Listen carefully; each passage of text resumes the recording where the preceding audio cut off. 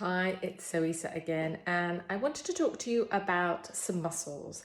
So your pec muscle, in particular pec major sternal, which is connected into the sternum, and also your rhomboids, which are there at the back, deep between the shoulder blades. So if I come to Fabio, so pecs would sit here, and then if I turn Fabio around, so you get a back view, so your rhomboids would be located in here. And so what's really interesting is exercises. Let me just prop you up here. So exercises, things that you would do, so pecs, they would be involved in that pressing. So if you put your hand here and then reach, then anything, so arms coming forwards, even things like backstroke, if you do backstroke swimming, so that would be connected to the pecs. So not only is this an important, so that's where I'm strengthening the pecs, are having to work, contract as the arm brings the arm in, but also their ability to actually release and let go and allow that movement and opening of the shoulder girdle.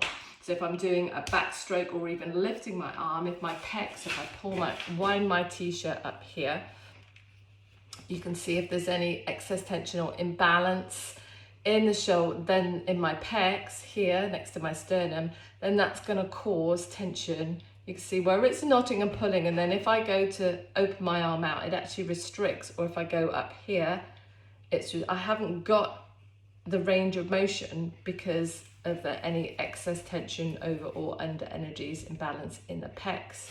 Now with regards to the rhomboids here, so if I'm doing this action there, I'm wanting them to work to help draw that shoulder blade back. And if there's tension here, then my ability to move that forwards and like that's then coming up into my neck, or the body's going to try and maybe bring a rib around to help do that movement.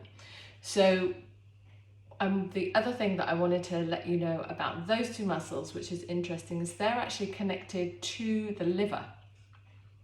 So if you have any imbalance in the liver, so that detoxification and the body's ability to detox and cleanse and clear any excess toxins, then imbalances might show up in the pec muscles and also in those rhomboids. The other thing that is really interesting for that is that I spoke about my eye earlier this week, this month, depending on when you get this video. But the eye is also connected into that liver meridian.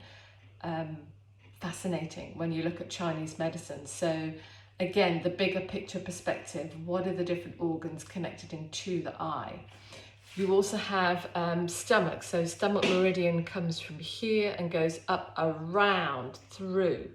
Then you've got bladder meridian, which comes from the nose up and through. So things like my hydration, that is something for me to consider in relation to my eyes. Stomach meridian, because that is here, as well is digesting food. So if I take you across over to this, you'll see here, so liver meridian, so there's our pec and our rhomboids that we were talking about before. And so that's between 1 and 3. So if you're waking between 1 and 3 a.m., I would be interested and curious. It's like, what's going on with the liver meridian? And then here, if we look at, this is where we map what's going on with any imbalances. And the liver is actually connected to the stomach meridian. So if we've got good energy and it's flowing around nicely, then stomach helps feed lungs, which nurtures the kidneys and bladder, which nurtures the gallbladder, which nurtures the fire element. So that's wood, water, fire element. And then the fire nurtures and gives birth to earth. But if the earth element is imbalanced, so stomach and spleen, and there's not enough energy or there's too much, then usually the liver would be in charge of controlling, and it's like the grandparent going, no, calm down. This is what we need to do. But actually, if my liver is imbalanced, then actually my liver could be purling energy and actually it hasn't got anything to give. And then what helps control the gallbladder and liver is actually the lungs and large intestines. So if my large intestines, if I'm constipated or not able to poop or pee out, or actually my lungs and I'm not getting enough either exercise, movement to help generate and clear those toxins, or if there's extra toxicity in the air that I'm breathing, that's going to have an impact on the gallbladder and liver, which in turn is going to have an impact on that meridian. So everything works in triangles. It's fascinating when you look at the interaction. And then of course, you can then look at what are the different emotions that I'm feeling and where do those sit in the 5 elements in Chinese. In Chinese traditional medicine, they would also look at your tongue and see what's going on there. They take your pulse. We can do a little bit of that in kinesiology, but I would just muscle test to see all the different muscles. So neck muscles are connected to the stomach. We also have the pec major clavicular, which is the one to the collarbone. Those are just the 2. And then our big back muscle, so the one that's like a waistcoat that goes all the way around here. So let's show you on Fabio. So your latissimus dorsi, which is literally comes like a back of a waistcoat up around here.